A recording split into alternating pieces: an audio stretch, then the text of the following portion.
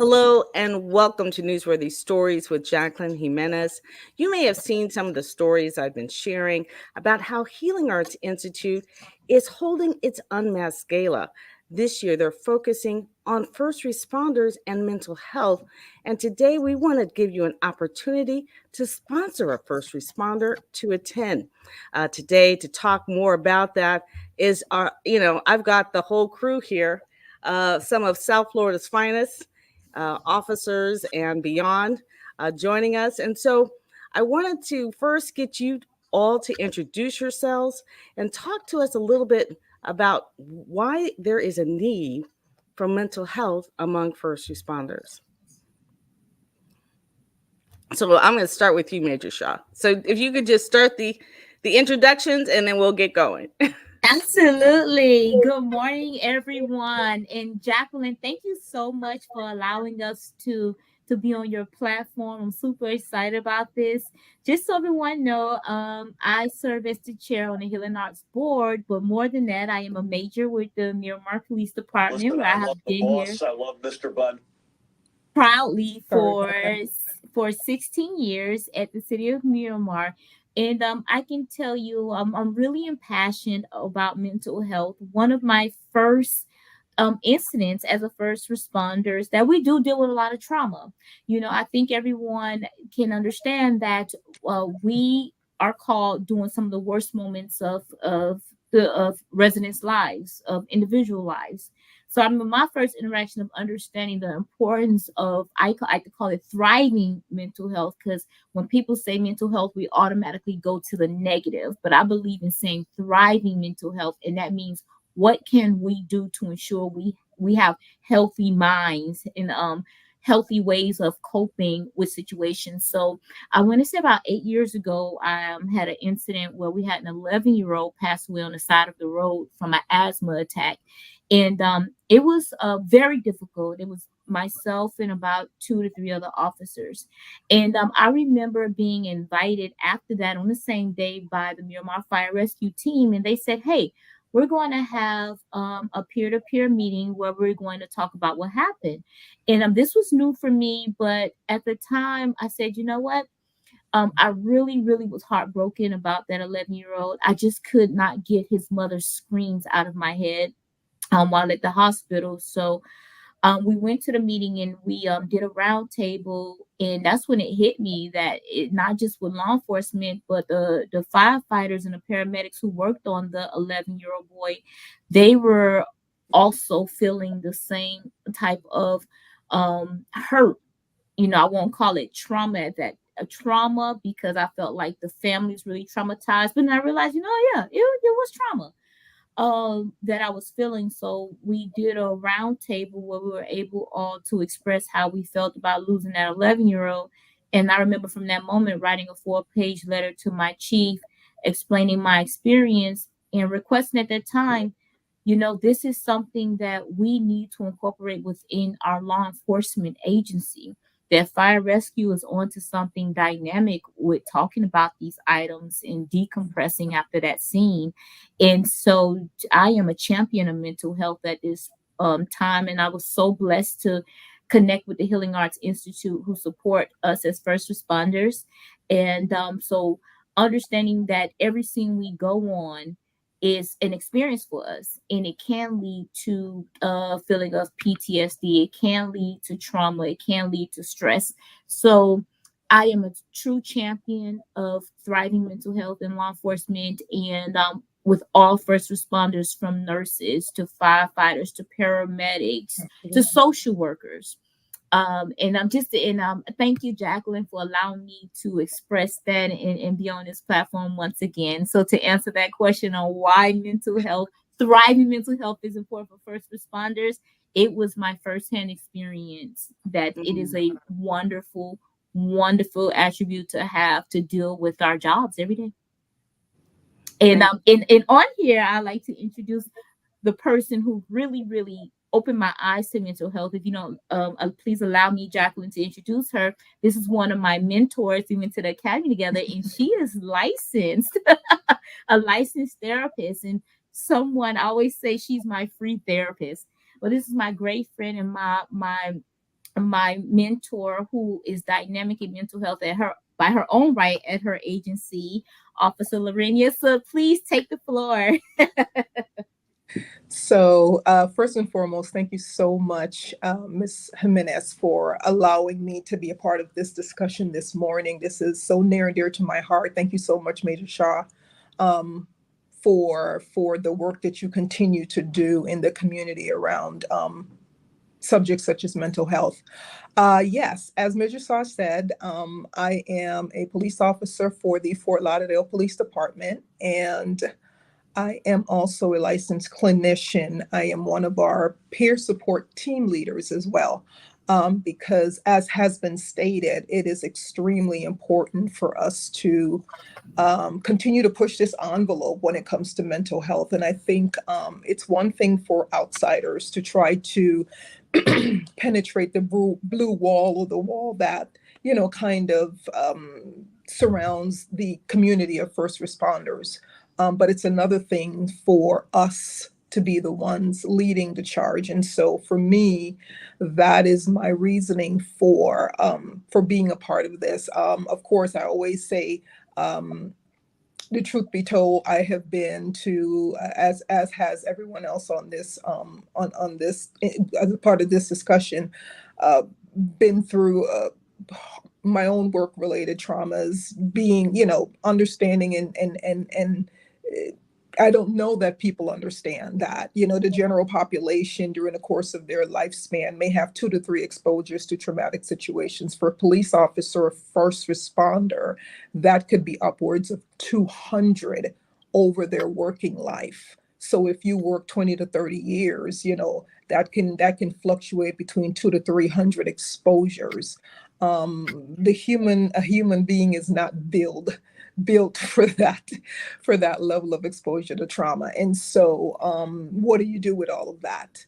And so it is amazing to be a part of the law enforcement community currently, to see this shift in priorities as it relates to understanding that, the people offering the service, the police officers, and of course I'm going to be inclusive of the community and say police officers, firefighters, we're talking about the nurses, we're talking about, our PSAs, we're talking about our dispatchers, who, that's a whole different level of trauma, because, mind you, the mind is so powerful in that it will create imagery, and you will be substantially traumatized simply by the sounds and the imagery.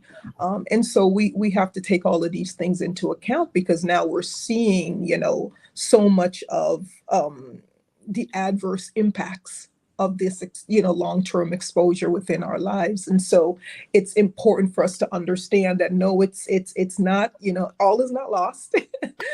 When we have to understand, and, I was speaking to a group of new officers 2 days ago, and just saying to them, the importance of, as we train to perhaps unarm someone that's trying to harm someone else or to harm us.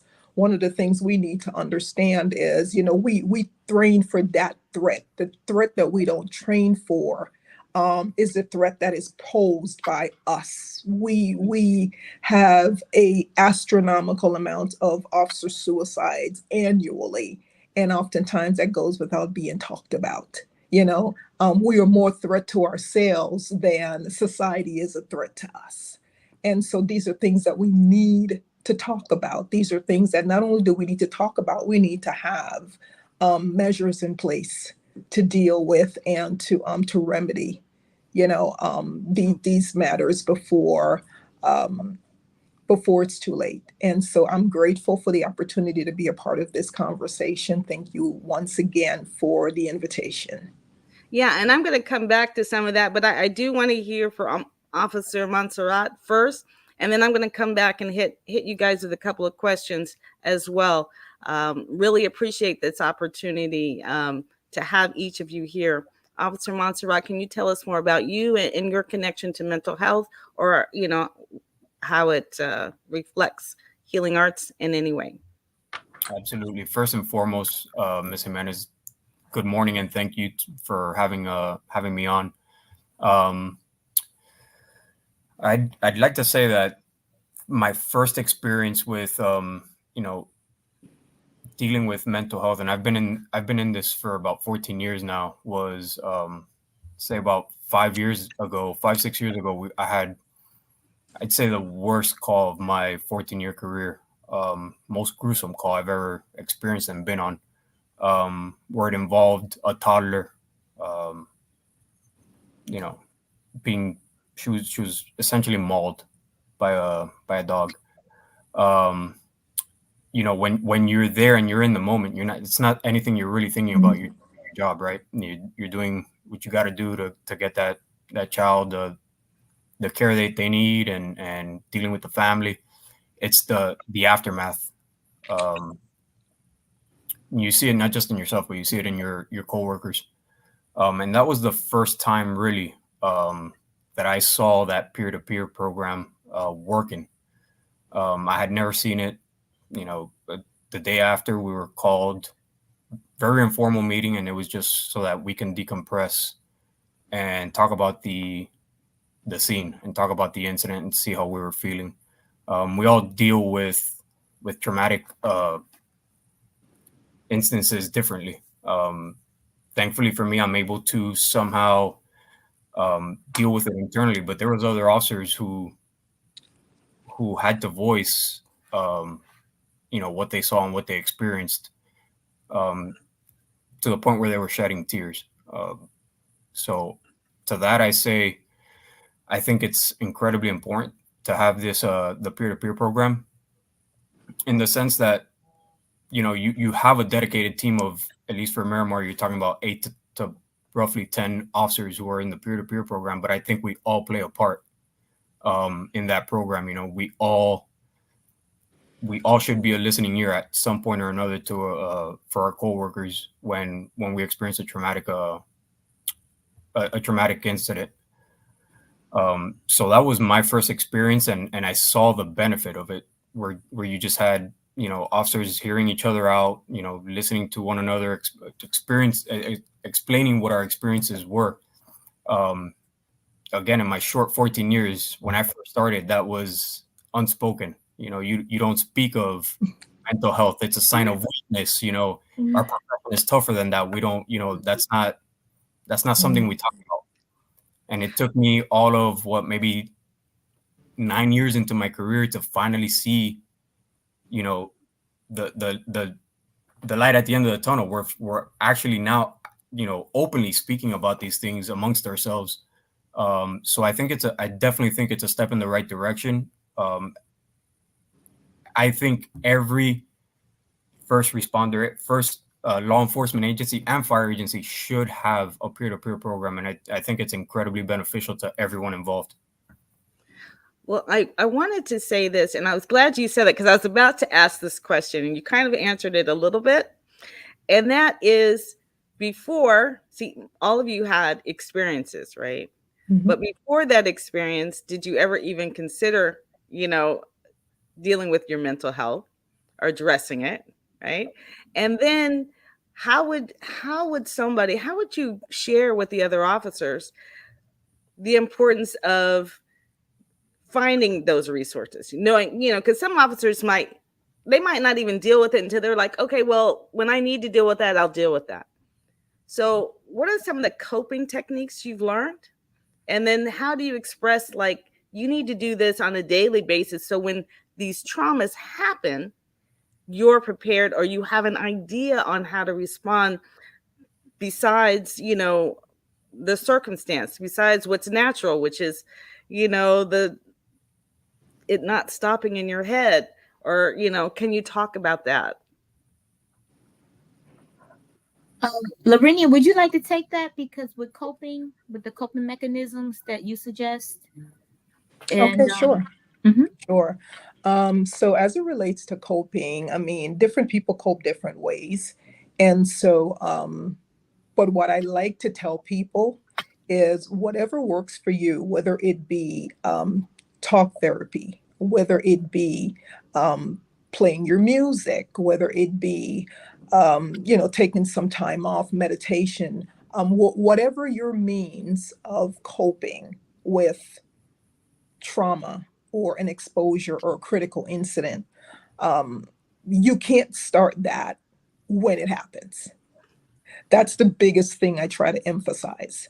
So if you start, and as police officers, I'm speaking from the perspective that I'm familiar with. Um, we train for things that have yet to happen. And so my philosophy is we use the very same technique for mental health. So we will train for what has not happened yet, meaning I don't care if you don't feel like going to yoga today. Go.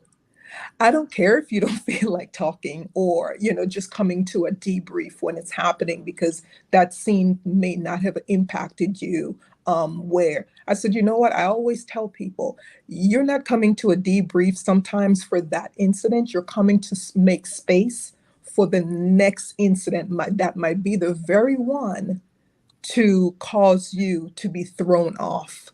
Um, and really taking out the game because again we don't know when these things are going to happen, and so if you have an ongoing regimen in place, then just like everything else we train with firearms, we train with defense tactics, we train to do again these different things so that when these high stress situations happen that we'll have an automatic response. And so we want the same type of thing for your mental health. We want you to have that automatic response that wow, I feel what's happening in my body. I see that I didn't sleep well last night. I see that I have the racing thoughts in my head. I see that I'm playing this scene over and over again. I see that I'm waking up and I'm covered in sweat. I see these things happening. So it's not perplexing to me because I've trained for this. And so now, I can do what is a normal response, which is I can reach out to one of our clinicians. I can reach out to some place like Healing Arts because we're not egotistical to think that every single person is going to be a good fit for me or one of our other psychologists that are on staff here at Fort Lauderdale. We will source you out, and places like Healing Arts are a wonderful opportunity for us to be able to say, we want to partner one of our officers with you. Can you help them, and so on and so forth. So again, when you have those pre-existing relationships, it's so much more seamless to deal. And so for me, the biggest coping mechanism is to have something in place before that thing happens. Well, let me say something about Healing Arts, first of all. So, Healing Arts offers no cost mental health services. They're based in Broward County, but they can, source the entire state. And actually, some of the I know therapists are licensed in other states, even. But Broward County is definitely one of the places that they, try to impact as much as possible. And of course, South Florida.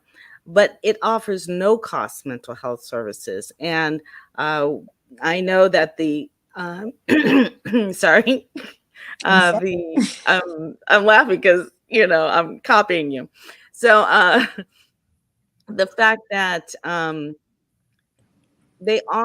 officers often reference, use Healing Arts as a reference when Yeah. you do come across trauma, particularly in youth as well. So, but the other thing I wanted to talk about or ask about is the fact that, you mentioned some of the techniques, but when we think of trauma, even, that's not necessarily something that happens, on the job.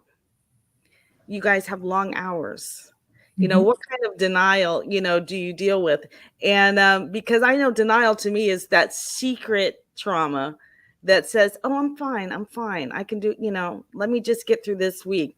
Oh, if I could just get through this task, this training, you know, can Major Shaw or Officer Montserrat, can you talk about that denial a little bit? So people understand that you don't have to wait till you're in crisis moment, Mhm. to take advantage of these services. So most definitely, I will say this, and it was something you said, Jacqueline, about Officer Renee's been in law enforcement over a decade. I've hit law enforcement as a victim advocate to an officer 19 years now, We most definitely were not familiar with these things. We wasn't familiar with a balanced life. We didn't have these discussions. This just did not occur at law enforcement agency and for first responders overall. As Officer Montserrat mentioned, it was a sign of weakness. And I am proud to see Mhm. over the last, I will say, 6 years, recently, just a coming to reality moment. I don't think just for first responders, I think for the society on a whole, this mental health thing is something we need to address and we have to stop sweeping away.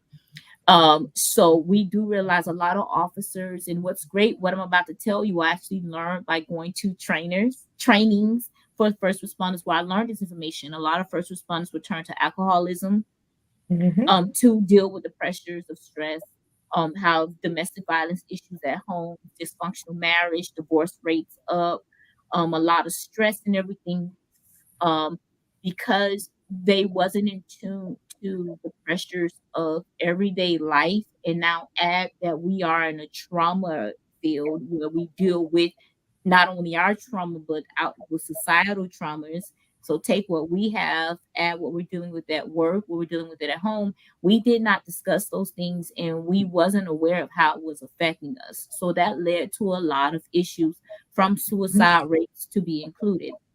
So right now I'm so happy about the direction we've gone in with understanding that. So I can say a week doesn't go by where I don't have a conversation with someone where you talk about, how are you feeling today? Mhm. In Mhm. this agency, within our own agency, did you get enough sleep? We are now asking these types of questions that was unheard of 10 years ago. Did you take a vacation? We're encouraging take time away, disconnect, because we realize that all of that, like I said, I believe in a thriving mental health, the positive mental health. In doing those things, we encourage working out, around our building. And Officer Monserrat can attest to that. We actually have flyers up for different peer-to-peer counselors that's totally private, psychologists and everything. So if an officer wants to call someone and don't want to go through our EPA system for employment assistance, we actually have flyers up that for different counselors and psychologists and psychiatrists that's outsourced through our agency if they want to call someone, um, because we understand that. So these actual conversations now, we went from having them not at all to we can sit in a training and we talk about this and we talk about why this officer committed suicide. I think one of the most profound trainings we had an officer family. He was a detective with Broward County. And Renee, I don't know if you remember this. Yeah, His wife, yeah, his wife actually came into our training to talk about the signs that she didn't recognize at the time, the pressures that he was feeling from dealing with cases that weren't solved, that attached to him. And so we had an actual family, and I'm so grateful to the Miramar Police Department for doing that, because that was so Mhm. profound. Brought the family in to talk to us about what the detective suicide did to her as his wife, to their children, and how he held on and didn't cope with it. And her stance there was that if she can save one life, then she's good. Our agency provided that. So it is just a different, better world in terms of, and we're still growing. We have room to get better. We are not perfect, but to deal with thriving mental health, I will say I don't have a week that goes by that we're not checking in with someone or talking about our good mental health now. Well, let me tell you one other thing. The one thing about the Unmasked Gala, and like I said, in case you didn't hear it at the beginning, the Unmasked Gala, which is hosted by the Healing Arts Institute, they are focusing on mental health and first responders. And what we're trying to see is if the community will come and sponsor a first responder to go. If you've ever been to the Unmasked Gala, and I know the two of you have at least, I don't know if Officer Montserrat has been there yet, but it is a way to what? Let your hair down. You have a good time, but you're also, it gives you an opportunity to meet mental health therapists in person. You get to, check it out. And this is, dealing with that stigma of mental health. So you may just say, oh, I'm just going there to support my officers. But hey, you can ask your questions. If you're struggling with that stigma, this is a great time to do that. Go and get your questions answered at the Unmasked Gala, because all the therapists will be there. You can ask any question you want. There's no judgment. There's, as Dr. Thelma Tinney, who is the founder of the Healing Arts Institute, always says, there is no judgment, no judgment. She says that left and right. So, this is something that we thought, yes, great. It's a great time to focus on mental health and first responders, but what if we could actually sponsor them? And so that's kind of what this show is geared towards. But as we're being educated, this is why. This is the why behind part of it. Officer Montserrat, were you going to say something? No, it really is fulfilling to know that there's been a shift in the pendulum where mental health is negative mental health, better said, is not seen as a sign of weakness anymore, where it's being addressed. I feel like it's something that was a long time coming. We have a lot of people in our industry and who are first responders who still to this day, and I'm talking about more the old school folks who have a hard time coming forward because that's just the way we were trained. These are things you don't speak about. These are things you don't talk about. You take it home with you.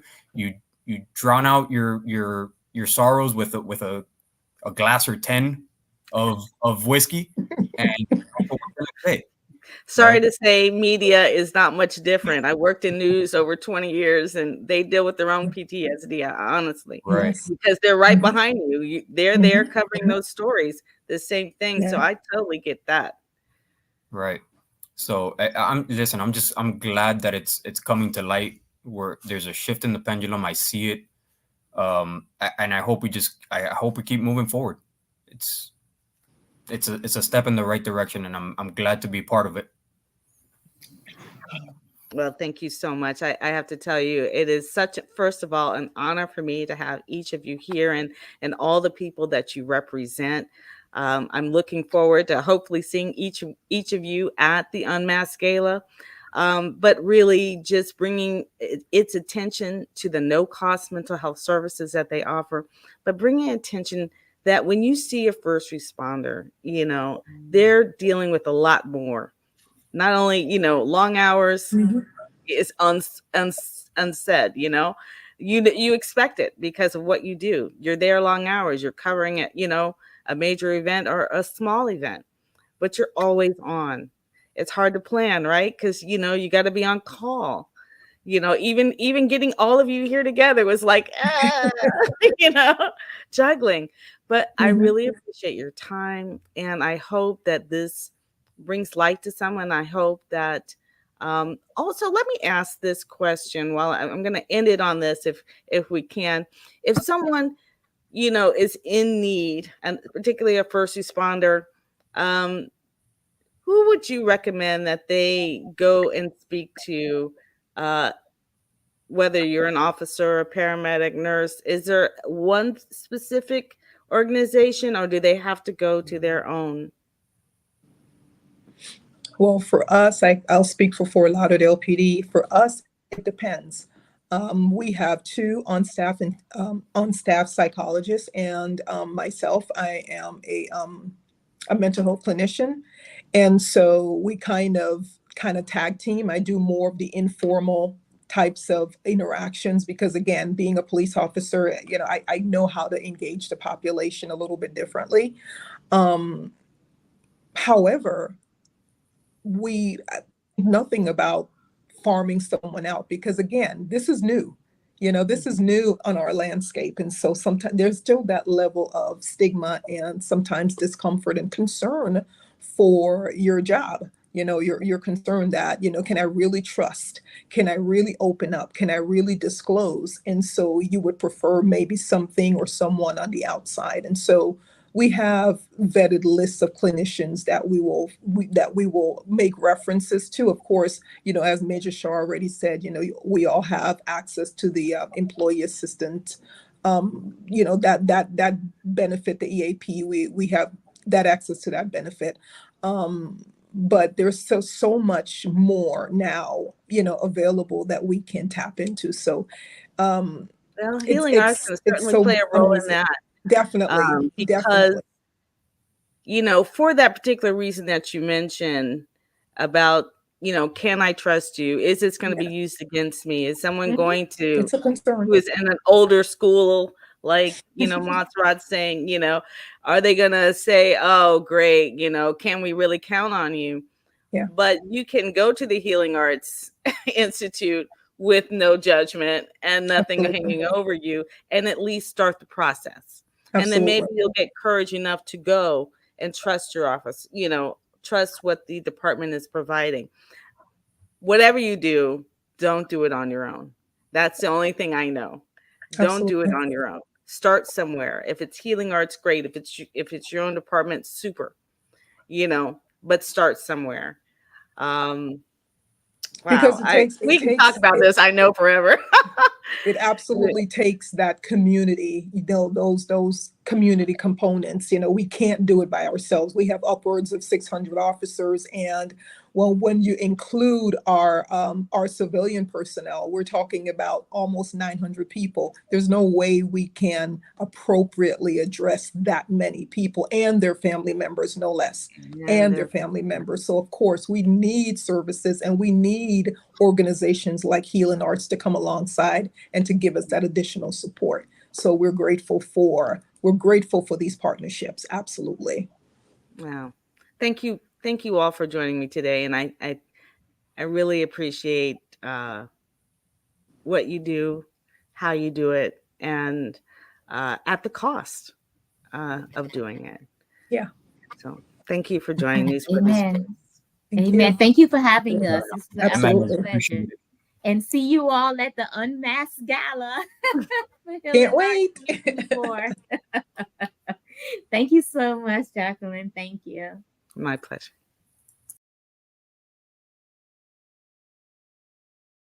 Without question, we recognize the strenuous work of the lives of first responders, long hours, insurmountable demands, and yes, anxiety. Some would say it's all part of the job, but are our most treasured servants equipped to cope? It's the focus of this year's Unmasked Gala, presented by the Healing Arts Institute.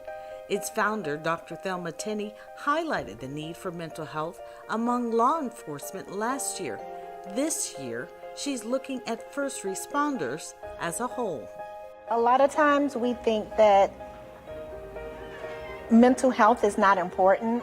I work with cardiologists all the time who refer hundreds of clients to me because they come into the cardiologist or the ER because they think they're having a heart attack, when in actuality it's anxiety. So they rule out everything else and everything is okay, and then right there's the anxiety that's there. So I just wanted to say that is an example of how mental health affects everything. You're thinking and talking about your brain. So if your brain goes, everything else goes with it. You can expect to hear from riveting speakers from the industry, and it's not just first responders that will benefit from the conversation, but anyone in the service industry, and in South Florida's tourism state, that includes quite a few people. Healing Arts Institute offers no-cost mental health services and is used as a resource by the Broward County Sheriff's Office for those in need. Join us for the Unmasked Gala, September 21st. You can register today at healingartssfl.org.